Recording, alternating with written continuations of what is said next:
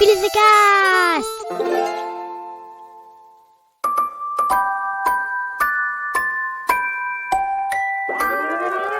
Françaises, Français, mes chers compatriotes, Politique Kids.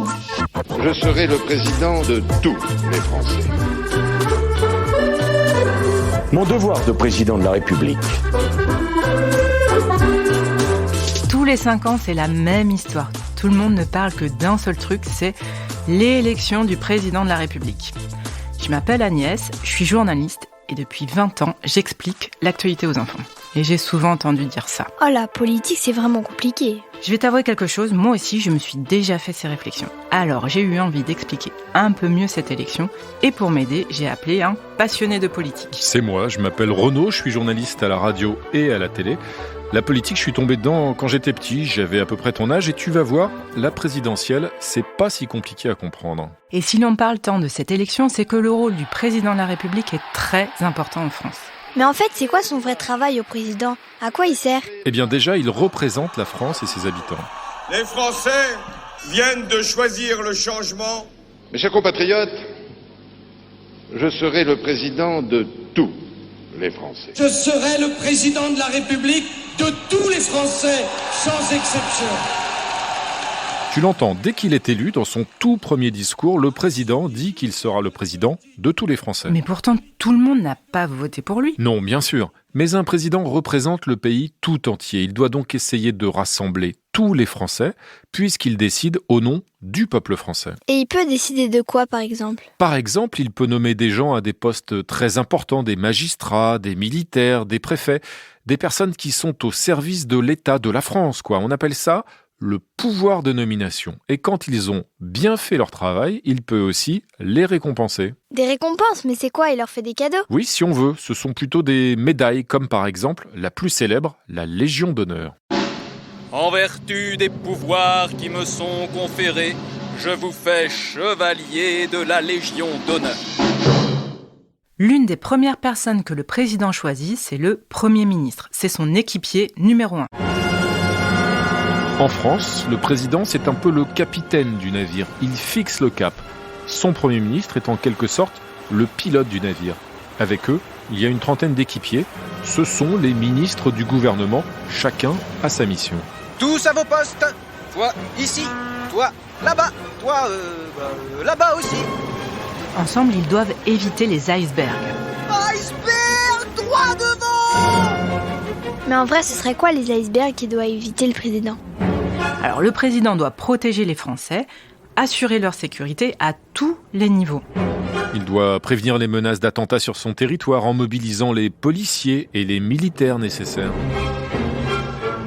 Il doit aussi gérer les crises comme les pandémies, celle du Covid par exemple. Oh là là, c'est pas facile ça. Non, et puis c'est pas tout, il n'y a pas que les situations d'urgence, il y a aussi tout le quotidien. Le président doit aider les Français à avoir un travail, à gagner assez d'argent, à être en bonne santé en se faisant soigner gratuitement et à faire en sorte que tous les enfants puissent aller à l'école. Et le président, il pourrait se lever le matin et, je sais pas, décider de supprimer la moitié des vacances ? Mais non, ça ne se passe pas comme ça, on ne décide pas de nouvelles règles du jour au lendemain. Il faut proposer une loi, en débattre et voter.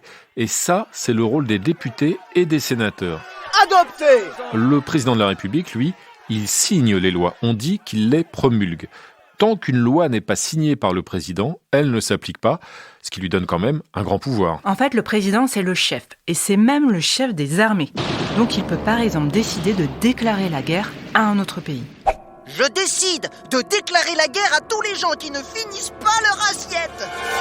Et aussi à tous ceux qui portent des pulls moches. Ouais, j'aimerais bien pouvoir faire pareil. Attends, c'est pas si simple. Et puis là aussi, le président n'est pas tout seul. Avant de décider de faire la guerre, il consulte beaucoup. Il a tout un tas de conseillers. Il a même un ministre spécialiste de cette question. C'est le ministre de la Défense. La France est aussi l'un des rares pays à posséder l'arme nucléaire. Waouh, ça fait vraiment peur. Oui, les armes nucléaires sont les armes les plus puissantes et destructrices. Et le président de la République est le seul à pouvoir décider de l'utilisation de cette arme surpuissante. Sacrée responsabilité, hein. Tu vois le bouton rouge, là-bas ? Tu le vois bien. Tu n'appuies jamais, mais alors jamais dessus. Ok ? C'est pas super de se battre quand même, faut mieux parler. Exactement. En politique, on appelle ça la diplomatie. Pour ça, le président est aidé par un autre ministre, le ministre des Affaires étrangères, et par des diplomates. Ce sont ceux qui discutent avec les chefs des autres pays pour maintenir de bonnes relations et garantir la paix. Et là, pour pas qu'il y ait d'embrouille, mieux vaut mettre par écrit toutes les règles. C'est ça, les traités entre pays. Et là encore, c'est le président qui signe ces textes au nom de la France. Bon, on fait la paix? Allez!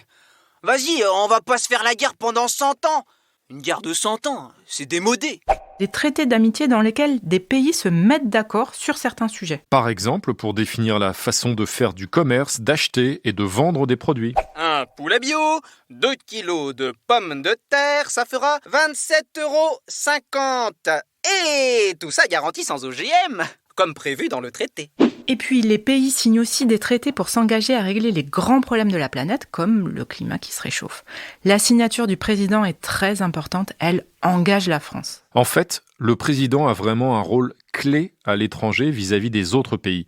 Il représente les Français à l'extérieur de nos frontières.